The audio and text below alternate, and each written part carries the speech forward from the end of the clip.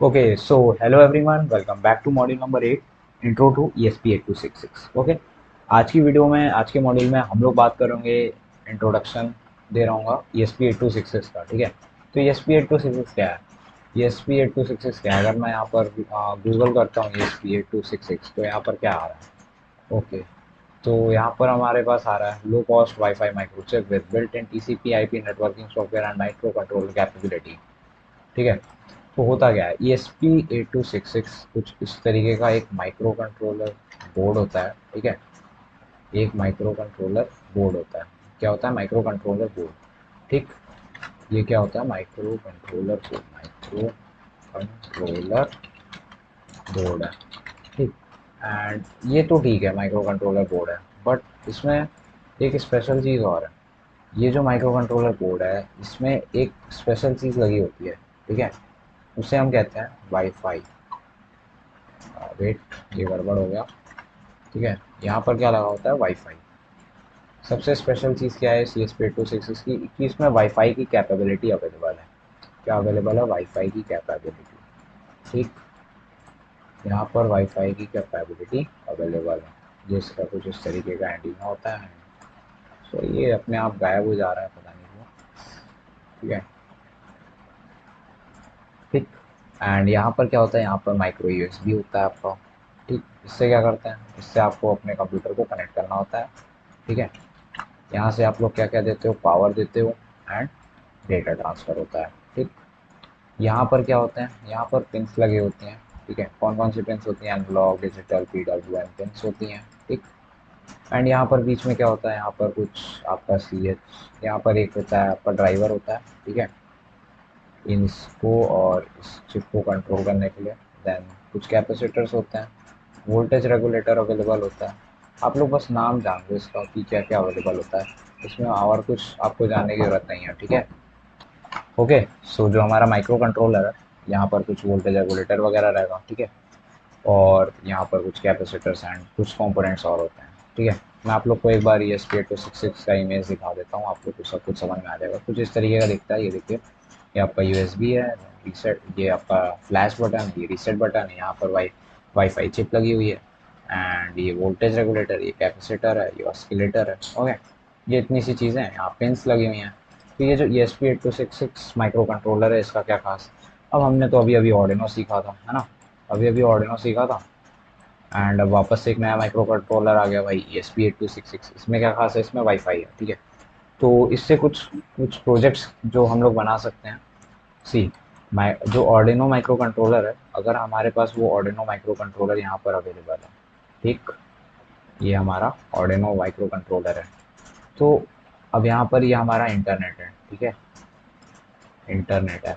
Okay, अब इस internet को, यहाँ पर मान लीजिए इंटरनेट लिखा हुआ है, ये हमारा इंटरनेट है। ठीक, अब ये पूरा हमारा वर्ल्ड है। ठीक, ये हमारा पूरा वर्ल्ड है।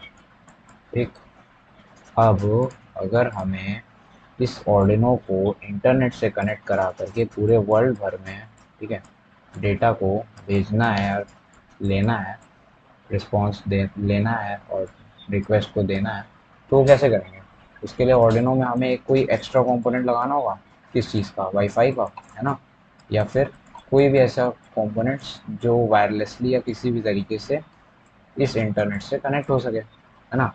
अब हम एक कंपोनेंट ऑर्डिनो में लगाएं, उससे बेटर है कि ऑर्डिनो का जो स्पीड है उससे डबल ट्रिपल स्पीड वाला एक नया micro controller with inbuilt wifi chip ले लें।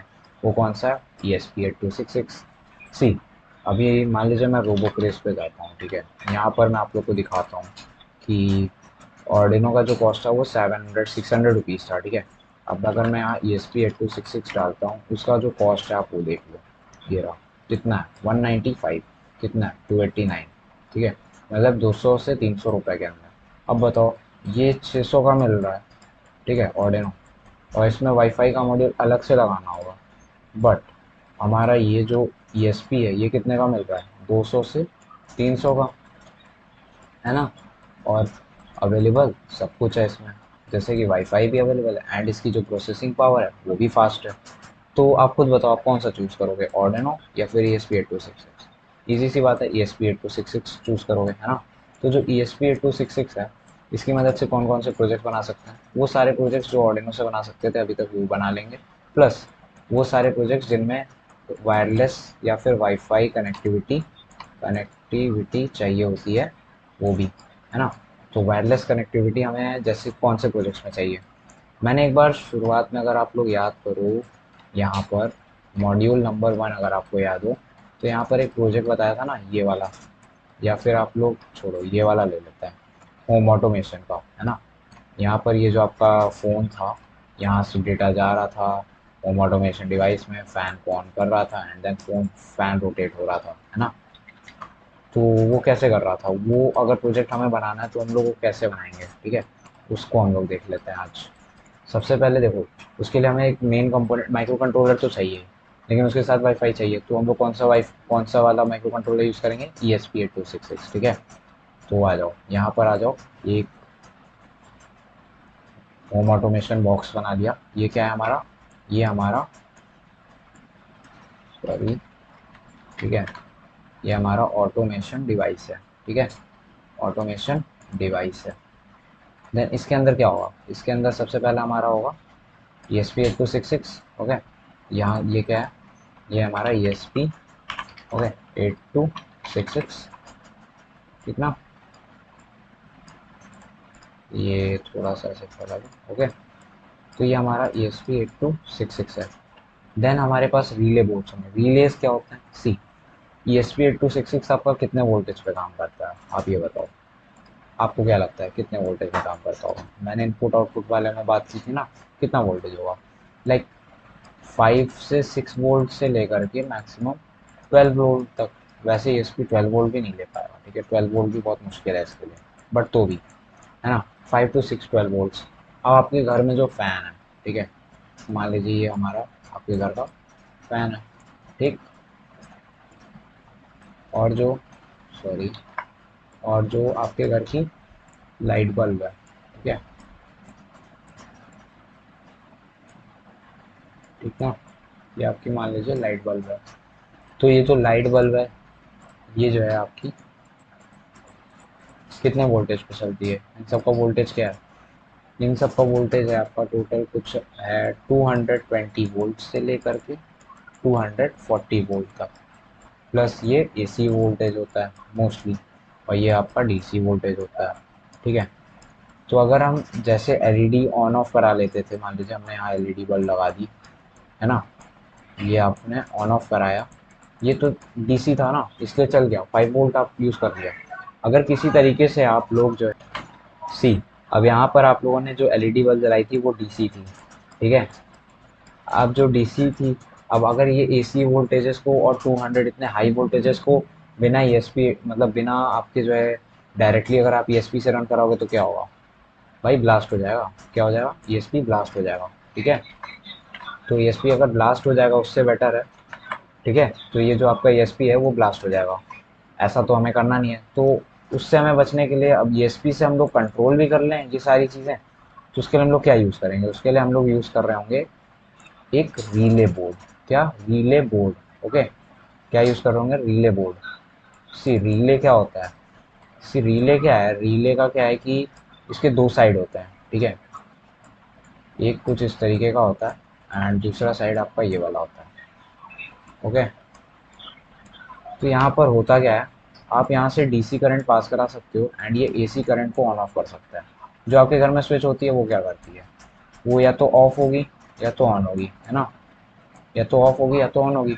वही सेम चीज़ें यहाँ पर भी होती हैं, AC स्विच या तो ऑन होगी या तो ऑफ होगी, लेकिन यहाँ पर आप फिजिकली प्लस मैनुअली अपने हाथों से बटन को ऑन और ऑफ करते हो, ठीक है। बट यहाँ क्या होगा, यहाँ पर जब यहाँ इसमें 5 वोल्ट प्लस 5 वोल्ट आ रहा होगा, कितना, +5 वोल्ट, जो कि यहाँ से LED बल्ब, इस वाली LED बल्ब को जलाने के लिए मिल जाता था, वही SP का जब 5 वोल्ट यहाँ पर आएगा, तब जो है ये AC वाला जो वोल्टेज है ये स्विच ऑन हो जाएगा, कौन सा, AC वाला, ठीक है।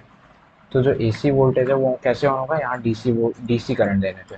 तो रिले क्या है, रिले क्या है, ये जो है AC वोल्टेजेस को, मतलब कि हाई करंट को, क्या, AC वोल्टेजेस को, हाई करंट को, with the help of DC voltage, क्या, with the help of DC voltage control कर सकते हो with the help of DC voltage.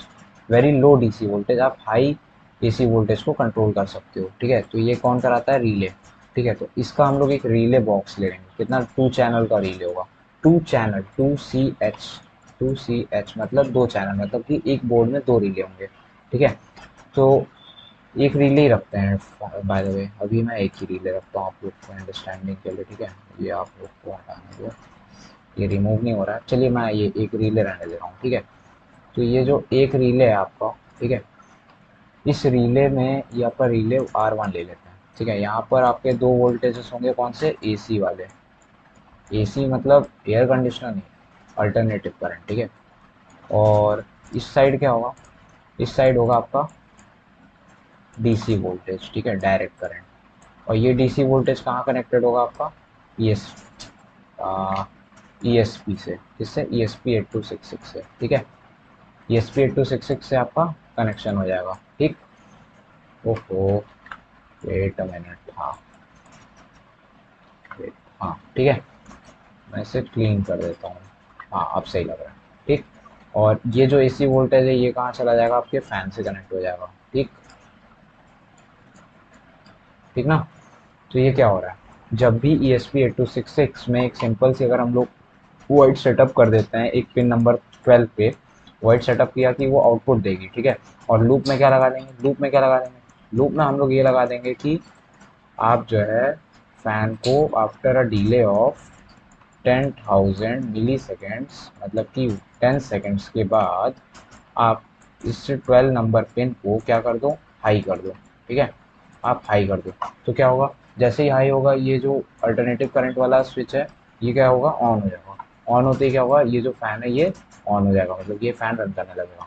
ठीक है, तो ये तो आप लोगों ने मैनुअली किया। अब हम लोग इसका इंटरफेस बना सकते हैं। कैसे इंटरफेस बनाएंगे?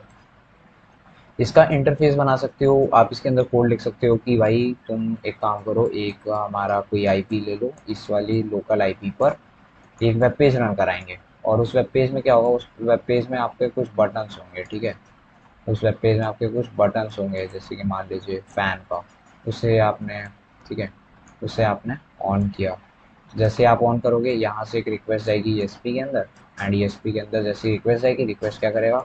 रिले को ऑन कर देगा, और रिले फिर आपका जो एसी करंट है उसे ऑन कर देगा।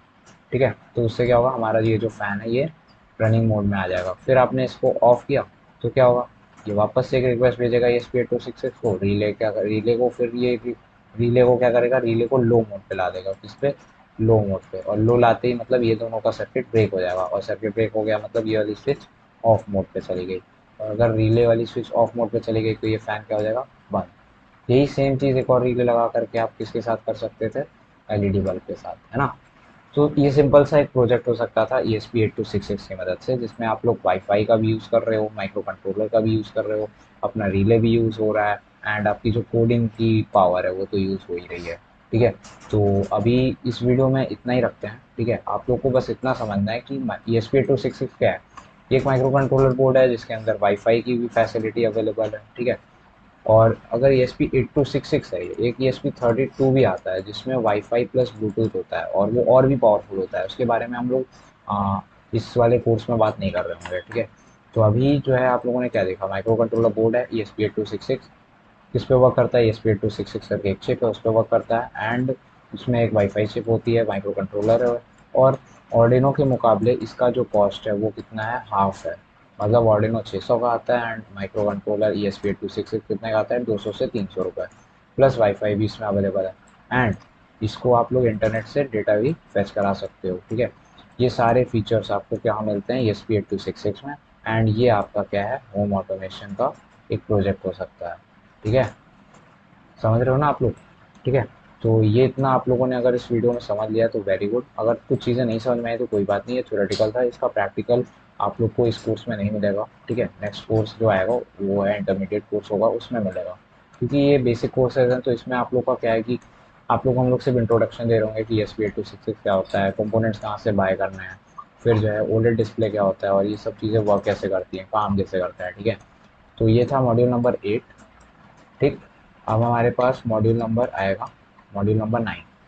सो मॉड्यूल नंबर 9 में हम लोग किसके बारे में बात करेंगे? मॉड्यूल नंबर 9 हम लोग बात कर रहे होंगे जो है आपके कोई प्रोजेक्ट के बारे में, ठीक है। जो इस कोर्स का मेन प्रोजेक्ट होगा मॉड्यूल 9+10, इन दोनों में ये बात करके हम लोग जो है डन कर लेंगे, अपना पूरा कोर्स कंप्लीट हो जाएगा, ठीक है। वो टोटल 10 मॉड्यूल्स होंगे जैसे कि आप लोग जानते हो, ठीक है। तो उसमें से 9 और 10 ही बच रहा है। ये दोनों मॉड्यूल्स के बारे में हम लोग जल्दी से, प्रोजेक्ट प्रोजेक्ट मॉड्यूल्स हैं ये दोनों, ठीक है। तो अब हम लोग नेक्स्ट वीडियो से क्या देख रहे होंगे, प्रोजेक्ट मॉड्यूल, ठीक है। तो मिलते हैं अगली वीडियो में, तब तक के लिए बाय बाय, ओके।